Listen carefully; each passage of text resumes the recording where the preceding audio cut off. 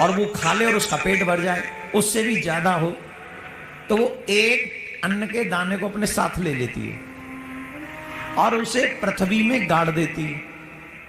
लेकिन पृथ्वी में ऐसे नहीं गाड़ती, तो पृथ्वी में उस अन्न के दाने के 2 टुकड़े करके गाड़ती है। 2 टुकड़े क्यों करती है? बोले एक टुकड़ा करके रख देगी तो वो उग जाएगा, उग गया तो खाने योग्य नहीं रहेगा, इसलिए उस टुकड़े के 2 टुकड़े करती है, अन्न के दाने के 2 टुकड़े करती है, जिससे वो उगे ना, और अगर उगेगा नहीं तो वो उसे खा ले। ये ज्ञान चींटी को भी है। इससे भी बड़ी बात बताऊं, 1-2 अन्न के दाने ऐसे होते हैं जो 2 टुकड़े होने पर भी उग जाते हैं। उन अन्न के दानों का उन्हें ज्ञान है चींटियों को, उसके वो 4 टुकड़े करते हैं। और अपने कितनी सी चींटी अपने प्रहार से उसके 4 टुकड़े करके पृथ्वी में गाड़ देती है, जब मन करता है तब निकाल के खा लेती है। इतना ज्ञान तो चींटी को भी अपने पेट भरने का। अब वही ज्ञान लगा दिए, उसने 16 दिन नहीं लगाए, उसे तो पैदा ही पता है। तो बताओ चींटी ज्यादा ज्ञानवान है कि हम? जोर से बोलो। हम सबका ज्ञान असीमित है, पर परमात्मा का ज्ञान असीमित है। वो चींटियों को भी पालन करता है, वो मनुष्यों का भी पालन करता है, वो जलचर, थलचर, नवचर, गगनचर सबका पालन करता है, क्योंकि ज्ञान उसका असीमित है। उसके बाद आनंद, हमारा आनंद सीमित है कि नहीं? भोजन किया, रसगुल्ला खाए, 2 रसगुल्ला खाए, बोले आनंद आ गया।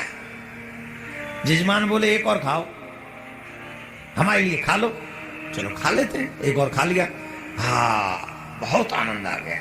जजमान बोले बहुत आनंद आया, बोले हाँ एक और खाओ। अरे हमारा फेवरेट है भाई, एक और खा लेंगे, कोई नहीं, एक और खा। 4 खा लिए रसगुल्ला। जजमान की पत्नी आई, इनके कहने से तो आपने 4 खा लिए, 5 हमारे कहने से भी खाओ। नहीं नहीं नहीं 5 तो नहीं चलेंगे, हाउसफुल हो गया। बोले नहीं नहीं 1 खाओ। अब 1 खा लिया, 1 और खाओ। जजमान की पत्नी ने कह दिया इनके हाथ से 4 खाए, हमसे का दुश्मनी, गुरुजी हमें आशीर्वाद नहीं दोगे। अब बताओ अगर 5 खा लें तो आनंद आएगा? जवाब दो, जल्दी दो। अब आनंद आएगा, क्या आएगा? बोलो अब क्या आएगा? अब मुसीबत आएगी कि नहीं आएगी? जो पहले रसगुल्ले में आनंद का अनुभव कर रहा था, 5वें रसगुल्ले में मुसीबत आ जाएगी। हमारा आनंद सीमित है और ठाकुर जी का आनंद असीमित है। इसलिए हे कलयुग के मनुष्यों, अगर अपने जीवन में आनंद चाहते हो तो जिन संसार वालों के पास कुछ है ही नहीं, एक बूंद भी आनंद की नहीं है, तुम उनसे आनंद की आशा रखते हो, परमात्मा के पास चले जाओ जिनके पास अथाह सागर आनंद का है। वो तुम्हें आनंद से कभी निकलने नहीं देगा, वो तुम्हें आनंद प्रदान करेगा। राधे राधे बोलना पड़ेगा, ऐसे नहीं जोर से बोलना पड़ेगा। अब बताओ आनंद आ रहा है कि नहीं? अब जिनका मन नहीं लग रहा है उन्हें तो यहां भी नहीं आनंद आ रहा होगा, और जिन्हें आनंद आ रहा है उनकी आनंद की धारा बढ़ती चली जाती है। मेरे प्यारे, ऐसे सतचित आनंद सर्वेश्वर सच्चिदानंद को हम बार बार प्रणाम करते हैं, उनको नमन करते हैं। उन्हें नमन करने के बाद में नेमिषे सूतमासीन मभिवाग महामतिं कथामृत रसास्वाद कुशलो सौनको ब्रवीत अज्ञान द्वांत विध्वंस कोटि सूर्य समप्रभ सूताक्षाई कथा सारम मम कर्ण रसायन भक्ति ज्ञान विरागाप्त विवेको वर्धते महान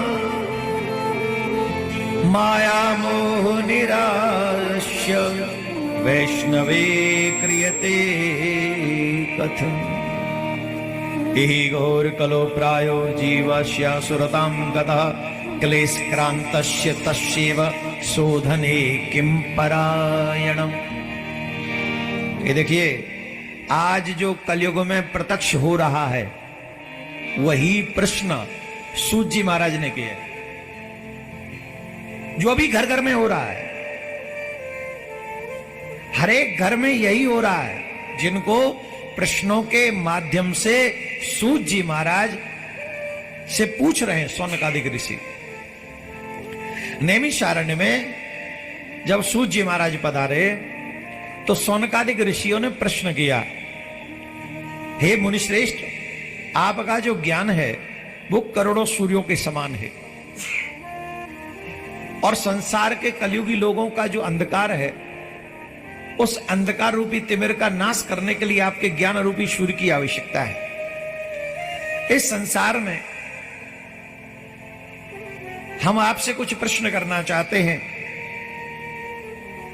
आप हमें भक्ति ज्ञान विवेक को वर्धन करने वाला कोई साधन बताएं।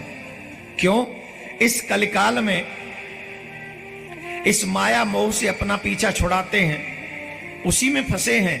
इस घोर कलिकाल में जीव प्राय आसुरी स्वभाव का हो गया है। आसुरी स्वभाव का है कि नहीं बताओ? आसुरी स्वभाव किसको कहते हैं? राक्षस लोग जरूरी थोड़ी है वो 4 पाम के ही होते होंगे, कि 4 भुजाई होती होंगी, कि 10 सर ही होते होंगे। जिसका विचार आसुरी है, जिसका खान पान आसुरी है, जिसका व्यवहार आसुरी है, वही आसुरी है। जिसके घर में नित्य मदिरा पान होती है वो आसुरी विचार है।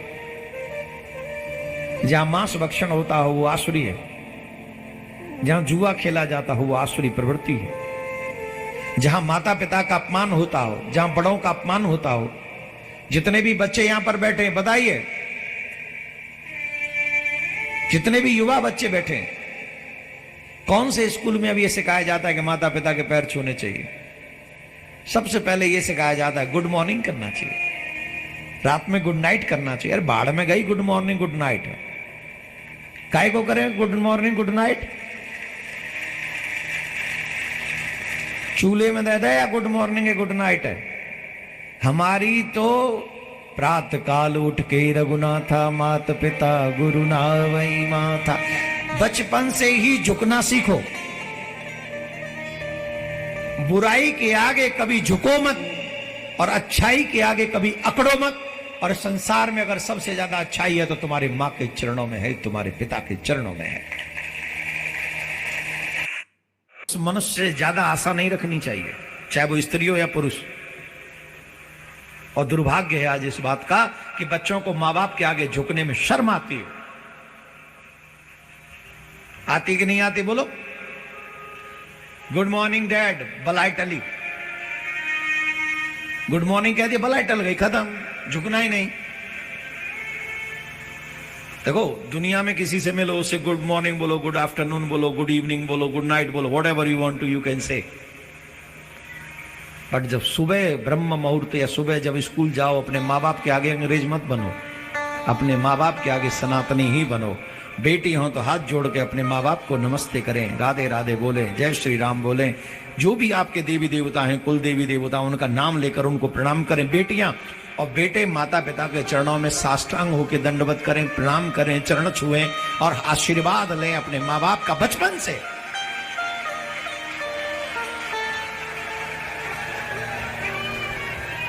देखिए ये जितने बच्चे बैठे, एक बात सुनो, आजकल आप लोग सुनते होंगे फलाना बच्चा डिप्रेशन में, फलाना बच्चा डिप्रेशन में। क्यों डिप्रेशन में? ये उम्र है डिप्रेशन में जाने की। एक व्यक्ति ने तुमसे बात करना बंद कर दिया, मोबाइल पे तुमको ब्लॉक कर दिया, व्हाट्सएप पे, तुम इतने में डिप्रेशन में चले गए। अब मेरा क्या होगा?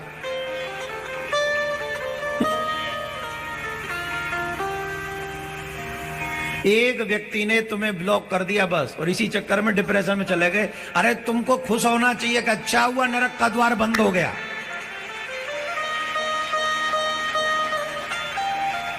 अच्छा हो गया, नरक का दरवाजा बंद हो गया।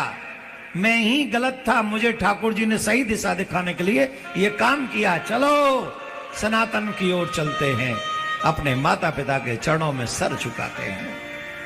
हम जो प्रार्थना करते हैं तो उसमें एक पंक्ति आती है, पाप से हमें बचाइए करके कृपा दयाल। हमें पाप से बचाना, क्यों ये मन पापी है, पाप की तरफ दौड़ता है। पर जिनकी ओर भगवान की कृपा हो जाए, जिनके सर पे कृपा हो जाए, उन्हीं को लोग ब्लॉक करके भाग जाते हैं। जो ब्लॉक करते वो बावरे होते ना, पागल होते, कुछ और चाहते, तुम मना करते हो, वो ब्लॉक करते।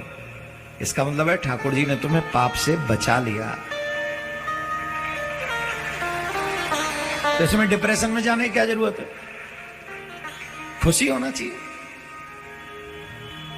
तो डिप्रेशन में क्यों चले जाते हैं? क्योंकि हमारे अंदर आत्मबल नहीं है। हमारे अंदर आत्मबल किससे आएगा? काजू बादाम खाने से नहीं आएगा। आप नोट कर लीजिए इस बात को। आप अगर चाहते हैं कि आपके अंदर आत्मबल हो तो आपको कथा में यह बात जरूर सीख लेनी चाहिए। आज ध्यान से सुनना। हम आप ही से मतलब से एक बात पूछते, ये सब आप लोग यहीं से आए, इसी शहर से, कि कहीं यहां से थोड़ा आगे पीछे से भी आए? जो आगे पीछे से आए थोड़ा वो हाथ उठा के बताएं। ऐसे नहीं है, यहीं से नहीं आए, यहाँ के तो कई आए ही नहीं है। देखो बाहर से भी बहुत लोग आए हुए हैं। कौन कौन आए बाहर से? ये देखो, क्या बात है, जियो मेरे लाल। और जो बाहर से आए उन्हीं को आगे जगह मिली, क्योंकि टाइम पे आ गए। यहाँ के लोग तो सोचते होंगे कि जब महाराज पहुंचेंगे तो पहुंच जाएंगे, है ना। चलो हम बताते हैं। आप बहुत दूर से आए हैं कथा सुनने के लिए, और आपकी जेब में पैसा न हो, और यहां से आपका घर 50 किलोमीटर दूर हो, सुविधा होगी कि असुविधा? जोर से बोलो। यहां से 50 किलोमीटर दूर आपका घर हो, आपकी जेब में पैसा न हो, सुविधा होगी कि असुविधा? और पैसा हुआ तो पक्की बात है, समझ में आ गई। तो पैसा क्या है? पूंजी। क्या है? पूंजी। पूंजी मेरी जेब में है तो मैं गांव में ही नहीं, मैं देश विदेश भी चला जाऊंगा तो मुझे कोई असुविधा नहीं होगी। मैं कहीं भी रह सकता हूं, कहीं भी खा सकता हूं, कहीं भी आ जा सकता हूं, क्योंकि मेरी जेब में पूंजी है। पर आज संसार में, कलयुग में मनुष्य दुखी क्यों है, डिप्रेशन में क्यों है, परेशान क्यों है, भूत बाधा से इतना त्रस्त क्यों है, इन बाधाओं से इतना त्रस्त क्यों है? क्योंकि व्यक्ति पर सत्कर्म की पूंजी नहीं है, और सत्कर्म की पूंजी के अभाव में मनुष्य दुखी है।